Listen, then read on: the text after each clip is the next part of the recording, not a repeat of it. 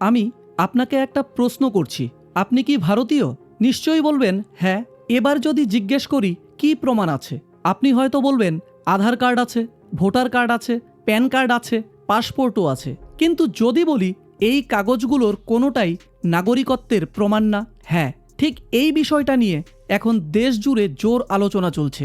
কারণ বিদেশ মন্ত্রক জানিয়েছে পাসপোর্ট নাগরিকত্বের শেষ প্রমাণ নয়, এটি একটি ট্রাভেল ডকুমেন্ট মাত্র। তাহলে প্রশ্ন হলো, আসলে কোন কাগজ দিয়ে নাগরিকত্ব প্রমাণ হয়? চলুন খুব সহজ ভাষায় পুরো বিষয়টা বুঝে নেওয়া যাক। বিদেশ মন্ত্রক স্পষ্ট জানিয়েছে পাসপোর্ট আসলে কি। এটি মূলত বিদেশ ভ্রমণের জন্য একটি সরকারি নথি।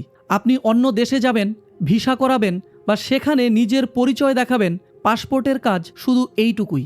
কিন্তু যদি কোনো কারণে আপনার নাগরিকত্ব নিয়ে প্রশ্ন ওঠে, তাহলে শুধু পাসপোর্ট দেখেই সিদ্ধান্ত নেওয়া হবে না।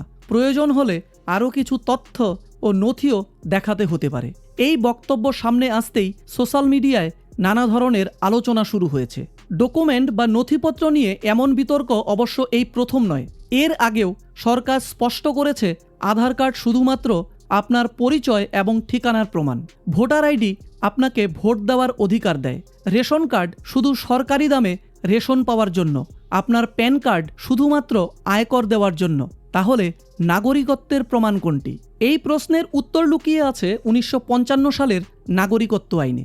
এই আইন অনুযায়ী কেউ জন্মের মাধ্যমে, বংশের মাধ্যমে, রেজিস্ট্রেশন, ন্যাচারালাইজেশন বা অন্য কিছু আইনি উপায়ে ভারতীয় নাগরিক হতে পারেন। তবে সাধারণ মানুষের জন্য সবচেয়ে বড় ভিত্তি হল জন্মসূত্র, আর সেখানেই লুকিয়ে আছে আসল প্যাচ। আইন অনুযায়ী আজ যদি আপনাকে আপনার নাগরিকত্ব প্রমাণ করতে হয়, তবে সবচেয়ে বড় হাতিয়ার হলো আপনার বার্থ সার্টিফিকেট বা জন্ম শংসাপত্র। তবে এতেও রয়েছে তারিখের এক জটিল অঙ্ক। একটু মন দিয়ে বুঝুন, আপনার জন্ম যদি 26 জানুয়ারি 1950 থেকে 1 জুলাই 1987 সালের মধ্যে ভারতে হয়ে থাকে, তবে শুধুমাত্র আপনার বার্থ সার্টিফিকেটই নাগরিকত্বের জন্য যথেষ্ট। যদি আপনার জন্ম 1 জুলাই 1987 থেকে 3 ডিসেম্বর 2004 সালের মধ্যে হয়, তবে শুধুমাত্র ভারতে জন্ম হওয়াই যথেষ্ট নয়। আপনাকে প্রমাণ করতে হবে যে আপনার জন্মের সময় আপনার বাবা অথবা মায়ের মধ্যে যে কোনো একজন ভারতের নাগরিক ছিলেন। আর তৃতীয় নিয়মটি হলো, যারা 3 ডিসেম্বর 2004 সালের পরে জন্মেছেন তাদের জন্য।